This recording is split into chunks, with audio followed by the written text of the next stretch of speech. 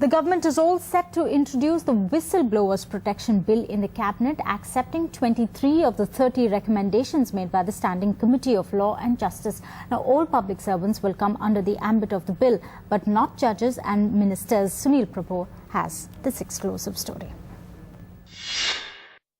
Two whistleblowers, Satyendra Dubey and Shanmugam Manjunath, whom the government failed to protect after they identified themselves in complaints against construction and oil mafias.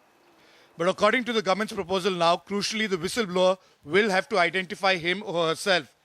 The government is offering only limited anonymity. That is, the vigilance official of the concerned department will need to know the whistleblower's identity. They've promised security to a whistleblower, and his witness and the complaint will be addressed within a prescribed time limit. Victimization has been defined and will not be allowed and an offence under the Act.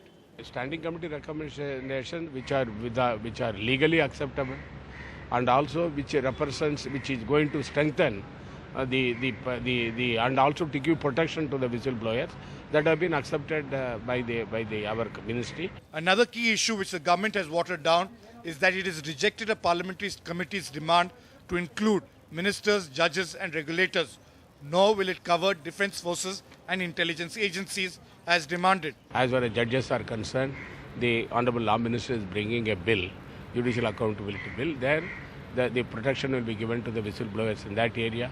And also the political person, the Lokpal bill is in the anvil. It is being discussed there. There the protection will be given. Therefore, the area has been divided. Even Team Ahna is surprisingly satisfied with the government response. I think by and large, the government's response to the Standing Committee's recommendations on the whistleblower bill seem to be all right, except the one where they say that the army should be excluded, or the one where they say that similar provisions should not be brought in the states. For the record, the government says it's accepted 23 of the 30 recommendations. For those who had doubts about the government's intentions of accepting Standing Committee recommendations, the Whistleblowers Bill is a clear example. Only 3 of its recommendations have been outrightly rejected, clearly making a case for the Lokpal Bill. But nevertheless, the big question remains, will civil society and the people at large be happy with the new powers that a whistleblower has been given? In New Delhi, Sunil Prabhu, NDTV.